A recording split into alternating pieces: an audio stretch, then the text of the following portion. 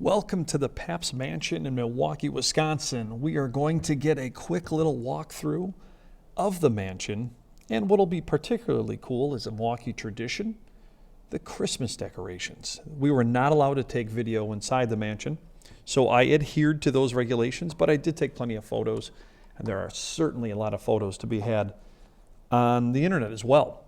So I'm just referencing the Pabst Mansion Milwaukee website and just wanted to give you a little background on the Pabst Mansion.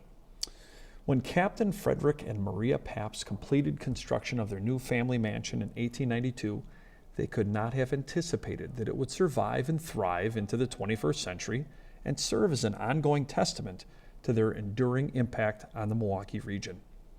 Designed by George Bauman Ferry and Alfred Charles Claus, construction at 2000 Grand Avenue lasted for 2 years at a cost of just over $254,000, including the house, furnishings, and artwork.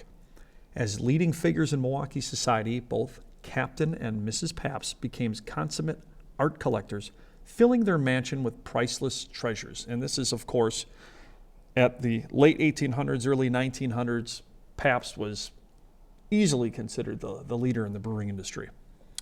Now, during years of the Pabst family's ownership, the house was the scene of many fine parties and receptions, a wedding, and, in the end, Captain and Mrs. Pabst's funeral. After the Pabst descendants sold the house in 1908, it became the Archbishop's residence and the center of the Roman Catholic Archdiocese of Milwaukee for more than 67 years. And my niece Emily had just taken a tour of the Pabst Mansion a couple weeks ago before we did our little tour. She's in an architecture class at Marquette University, and so she got a whole bunch of information on all the different rooms and things. It was pretty cool. So it was really fun to take this tour with her and get that information. In one of the rooms you'll see there, I guess you'd call it cupboards, but they look like things that could be buttons or levers, and supposedly Captain Pabst was able to hide certain documents and things in there to keep them safe. But there's just so many cool little stories about this mansion. It's pretty neat.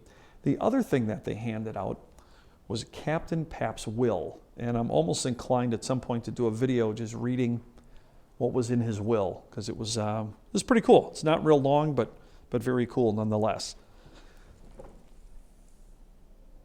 So, after a 3-year crusade for preservation, when the Pabst Mansion was sold in 1975, it was nearly torn down to make way for a parking lot at the hotel next door. That hotel is now a Marquette University dormitory. At one time, it was the Holiday Inn, which, by the way, is a place that the Beatles stayed at when they played in Milwaukee back in the 60s. One other thing to note, I did include a Pabst brewery tour video on Wisconsin Places Are Cool. We also have recently posted a Pabst theater tour as well, just a couple weeks ago. I will put those links in the description below this video as well. So I hope you enjoyed our little tour of the Pabst Mansion. Thanks for joining us on Wisconsin Places Are Cool.